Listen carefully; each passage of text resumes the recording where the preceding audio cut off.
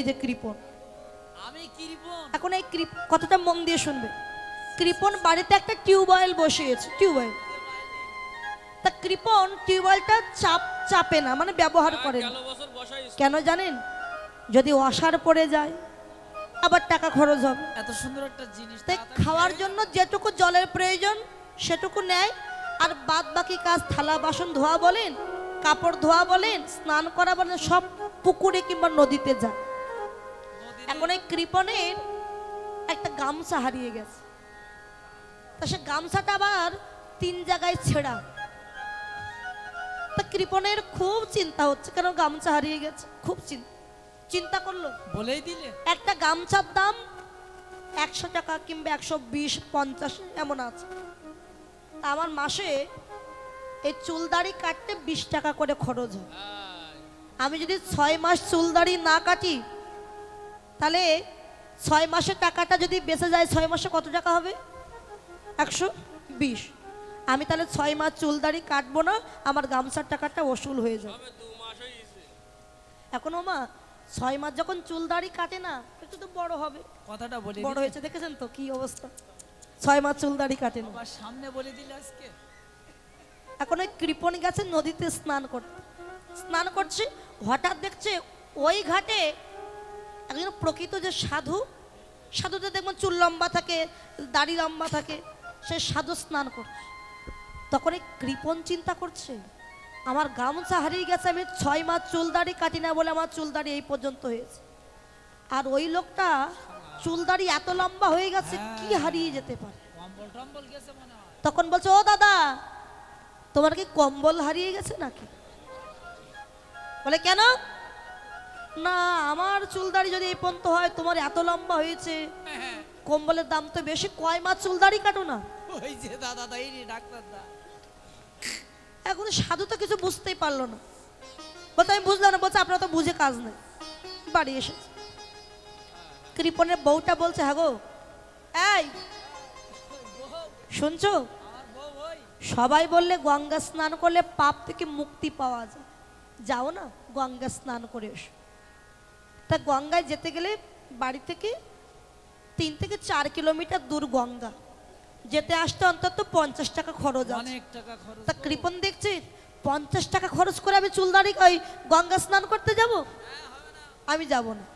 তা বউটা বলছি, এত কৃপণতা করো কেন তুমি, যাও না। তা বউটা যখন এত করে বলছে, যাবো, তবে গাড়িতে উঠে যাব না, হেঁটে যাব। তা যাও, তুমি যেটা করলে সুবিধা হয় যাও।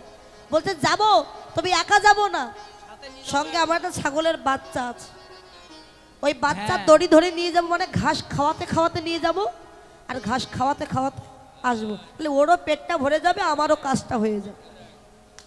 নিয়ে গেছে ছাগলটাকে রেখে স্নান করবে গঙ্গায়। এখন ও চিন্তা করছে, আমি তো কখনো স্নান করিনি, তা আগে দেখি স্নান করার কোনোবার নিয়ম ঠুম আছে কিনা। দেখছে ভক্তরা স্নান করে উঠছে, আর ওখানে গঙ্গার ঘাটে বসে আছে পান্ডা, ওই যে নবদ্বীপে যে পান্ডারা, তারা 501 টাকা করে চাঁদা নিচ্ছে। গঙ্গা স্নান করে উঠছে, 501 টাকা করে চাঁদা। তা কৃপণ দেখছে 50 টাকার ভয়ে আমি গাড়িতে উঠে আসিনি, আর আমি 501 টাকা দিয়ে স্নান করব, দরকার নেই, চলে যাব। তা আবার চিন্তা করছে, বাড়িতে গেলে যদি বউটা বলে স্নান করেছো, তা বউটাকে কি জবাব দেব।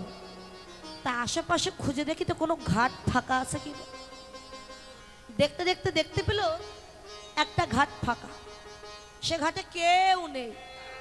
সে ঘাটটা হলো শ্মশান ঘাট, মানে গঙ্গার ঘাটে শ্মশান তৈরি করেছে, মানুষ পোড়ায়, কাঠ কয়লা পড়ে আছে বলে কেউ যায় না, ভয়ে স্নান করে।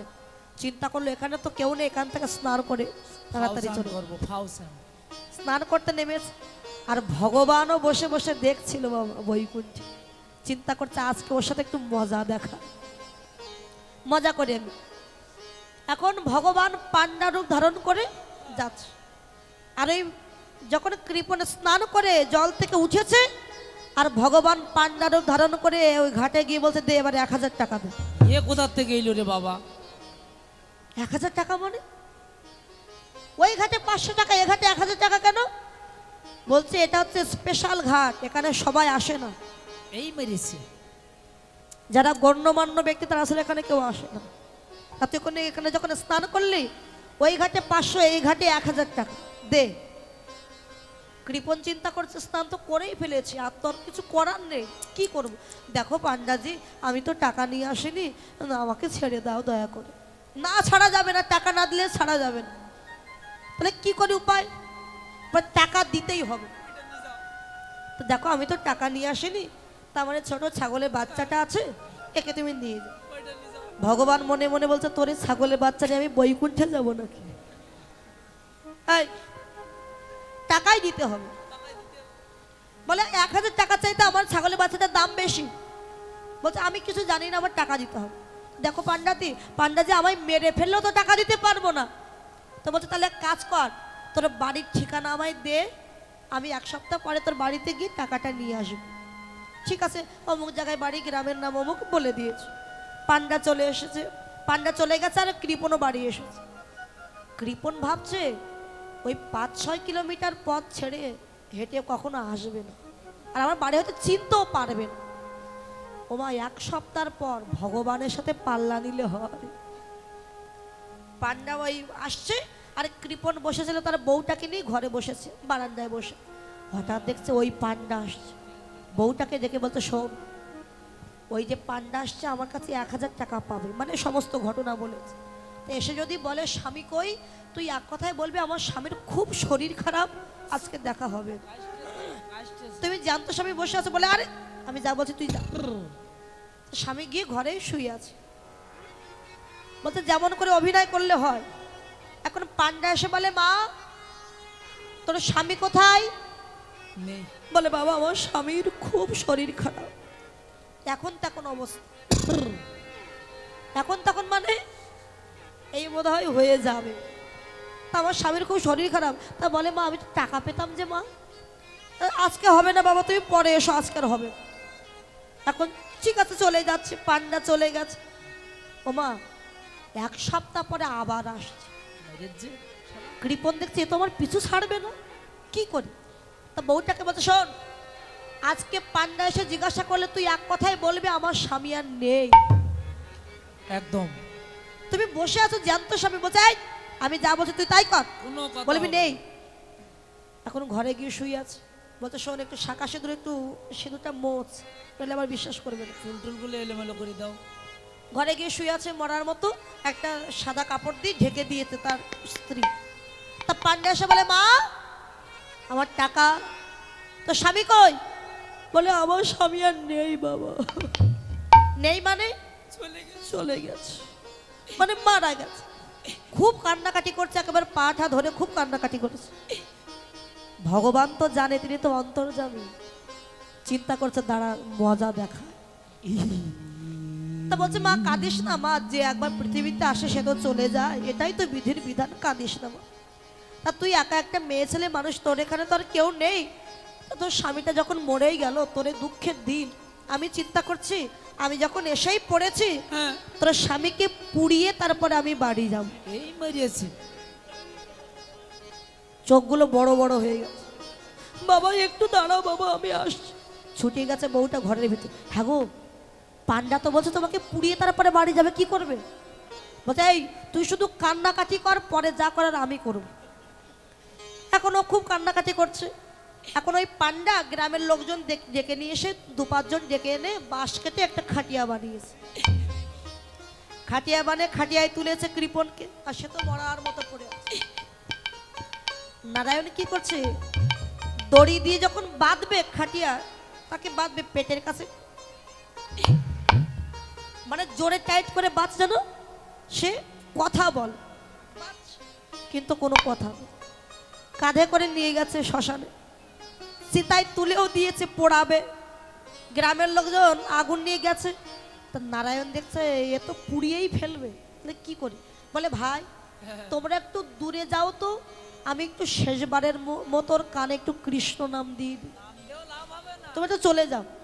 সবাই ওই দূরে দাঁড়িয়েছে, আর ওই নারায়ণ পান্ডারূপী নারায়ণ ওই কৃপণের কানের কাছে গিয়ে বলছে এই তোর কি ব্যাপার রে, তুই কি চাস?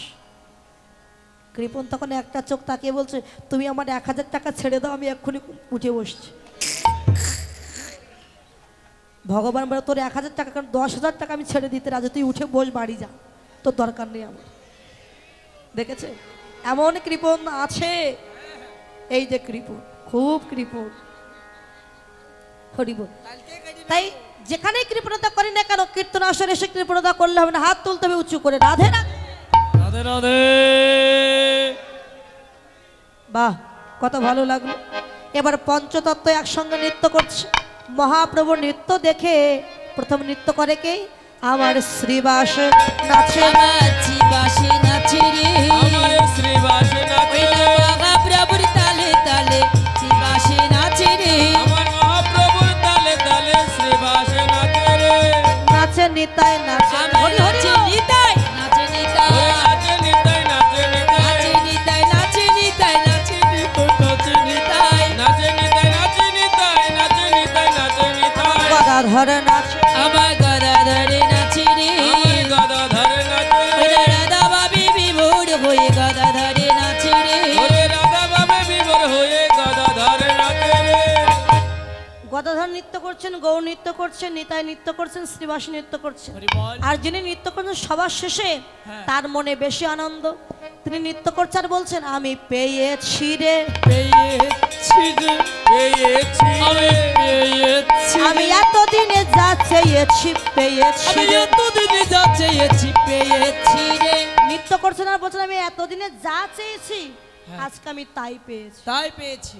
মানে এই ভোলানাথ অদ্বৈত আচার্য তিনি নৃত্য করছে আর বলছে পেয়েছি, মানে যেটা বৃন্দাবনে পাইনি আজকে কলিযুগে এসে সেটা আমি পেয়েছি, রাসলীলাকে দর্শন করছি। তাই অদ্বৈত নৃত্য করছে, বোম বোম আওয়াজ করে অদ্বৈত নাচে রে, অদ্বৈত নাচে রে, অদ্বৈত নাচে রে, ওরে মোটা বুড়ি পাকা দাড়ি অদ্বৈত নাচে ওরে রে, মোটা বুড়ি পাকা দাড়ি অদ্বৈত নাচে ওই রে। না বাবা বাবা শব্দ করি অদ্বৈত নাচে রে, ববম ববম শব্দ করে অদ্বৈত নাচে ওই রে। না বাবা বাবা শব্দ করি অদ্বৈত নাচে রে, বাবা বাবা শব্দ করি অদ্বৈত নাচে রে, বোম বোম বোম তারক বোম, বাসুদেব ঘোষে তাহে করত বিলাস, বাসুদেবে ঘোষে কবে করত বিলাস, রাস রাস গোড়া চাঁদ করিলা প্রকাশ, রাশে রাশে গোড়া চাঁদ করিল প্রকাশ, এইবার লীলা প্রকাশ হলো, বাল্লীলা প্রকাশ হলো, লীলা এতক্ষণ গোপনে ছিল এইবার লীলা প্রকাশ। লীলা এতক্ষণ গোপনে ছিল এবার লীলা প্রকাশ হলো, রাশে গোড়া চাঁদ করিল প্রকাশ, রস রস গোরা চাঁদ করিল প্রকাশ। বাঞ্ছা কল্পতরু ভস্য কৃপা সিন্ধু বৈবাহি পতিতানাং পাবনে ভো। ভবনে ভো,